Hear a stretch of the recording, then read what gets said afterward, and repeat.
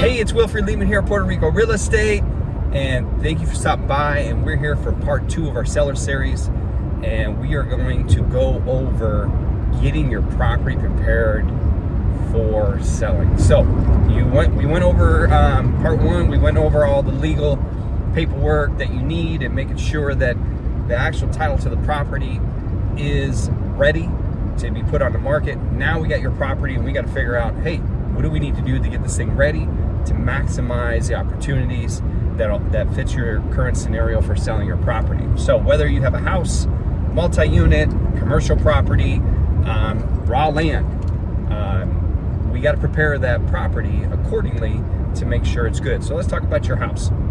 So depending on what your motivation is and your goals are, and depending on the condition of the house, sometimes doing a little bit of extra, like maybe repainting, doing all the, maybe there might be some repair work that needs to be done, staging the property, that is going to help a ton with the appeal of selling the house. You got to remember, buying a house for a buyer is a very emotional thing, and when they look for a house, looks are everything, first impressions are everything, and they envision themselves living in that house. So we got to help that as much. We got to help feed that emotion as much as we can.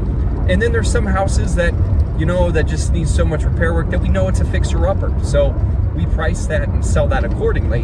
And then you might just have a piece of land. Sometimes, depending on where the land is, if it's hilly or if it's flat, and depending on where it is, it might be overgrown. It might be a good idea to get that mowed down so people can actually see what's, what the land looks like. And that helps as well, and that's appealing. So, and the other thing is that there's some houses you might think it needs to be painted, but depending on the situation, spending $5-10 grand painting a house can make a huge difference and can help sell that house for thousands of dollars more. That makes it worth that initial investment. And then there's other situations where it doesn't make sense at all to do all that stuff because depending on where the house is located and what you're looking to do, and the scenario just doesn't make sense to do anything. You just leave it as is.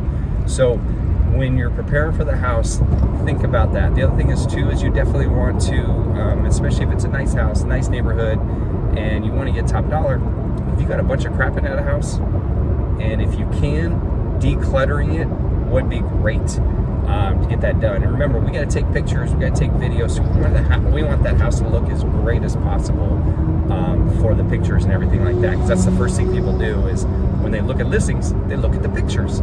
So we got to make sure that house is prepared as possible. So when we start preparing for that, think about how much actual work you want to put into it. If you don't want to put any work into it, you want to sell it as is, well, then that's where when we get to the pricing section, that's where that's going to affect the pricing.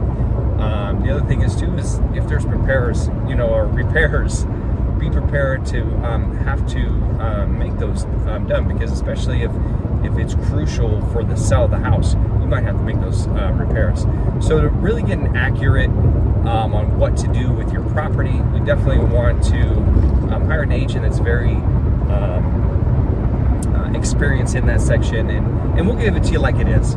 No fluff, nothing like that, but very direct answers to that question. So again, if you have any questions regarding your situation, because everybody is different, everybody's unique, every property is different, every property is unique as well,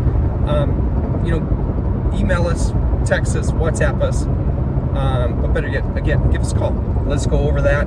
We'll come out, we'll see your property, and we'll check it out and give you the right advice to get that done. So again, thanks for stopping by. Thank you for your time. We really appreciate it.